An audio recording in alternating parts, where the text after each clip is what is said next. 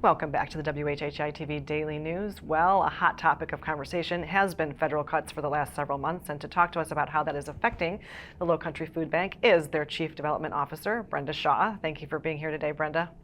Thank you for inviting me. So, as I said, it's been a topic of discussion for months. And how are you dealing with cuts? How have you been affected by the cuts, and how are you responding?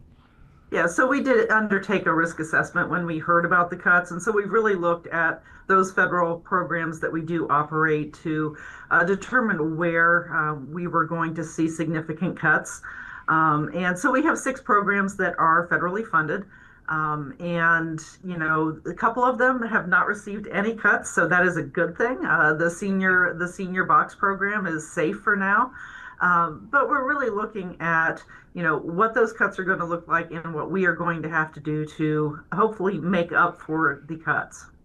Right, and so some of those programs specifically are SNAP and the LFPA. And so before we started filming, you mentioned that SNAP really is kind of twofold and kind of helps really boost the economy, which I didn't really realize. So talk to us a little bit about that. Yeah, so the SNAP cuts are not directly going to affect the food bank, but it will affect some of the people that we serve. But I think the thing to keep in mind is that for every dollar of SNAP that goes into the community, it creates another $1.50. You know, it keeps some grocery stores in business, especially rural grocery stores. You know, it helps, it goes to local farmers. You know, so it really is an economic multiplier. And I think that that's something that we really need to keep in mind, because it's not just going to affect the individual that receives the benefits, it's going to affect other people in our communities. Right, a ripple effect, for Yeah, sure. absolutely. Yeah, and so speaking of those farmers, and specifically some on St. Helena Island that I know you've supported for many years, the LFPA is something that you were working with, but now that has been eliminated as of March. Yeah, like you said, we've been working with local farmers for a long time. The LFPA program just provided additional funding to us, and that was the tune of just over $300,000. And so we were supporting 13 local farmers in our service area. That funding has gone away.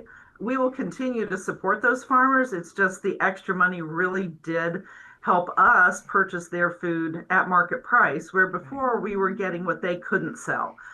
Okay. And you know, that to many of those farmers, it really helped them grow their businesses. I think one in particular, the benefits from that allowed him to get a refrigerated truck, because so many local farmers don't have that ability to transport, you know, their produce, you know, just out of the immediate vicinity. But with a refrigerated truck, you know, he could go anywhere with that. And so how are you still supporting them, and how are they adapting to kind of what's happening? Well, I think one of the benefits from the LFPA program is that they were able to get their produce to more areas. And so a couple of the farmers have said people have come to their farm stands because they received, you know, food from a food pantry that had their farm's name on it. So that's one good thing. Yeah. We are definitely looking at private funding sources that will allow us to continue to purchase food from our local farmers at market price. There is a little bit of good news that apparently a piece of legislation has been introduced while, you know, Congress is on recess right now, but we're hoping that the program will come back in a new iteration. I'm sure it will have a different name, but if something comes back, that would be a wonderful resource for us to be able to support local farmers. Absolutely. So obviously we will keep our hopes up that that does happen. But in the last minute or so here, if somebody is interested, you know, they appreciate what you do, they want to support local farmers, and they are willing to be a private donor, how would somebody get in touch with you to discuss that further? You know, you can just call me. My phone number is on our website. My email is on our website. People can donate directly on our secure website. And, you know, if they want it designated for local food purchases, they can even say that, you know, when they donate, they can specify a designation. Excellent. Well, Brenda, thank you for being here. It's always great information, and thank you for what you're doing in the community. Thank you. Thanks to everyone on the show today for their insights and contributions. As always, our production team is behind the scenes to make all of this possible. And of course, we are honored that you have chosen to share a part of your day with us.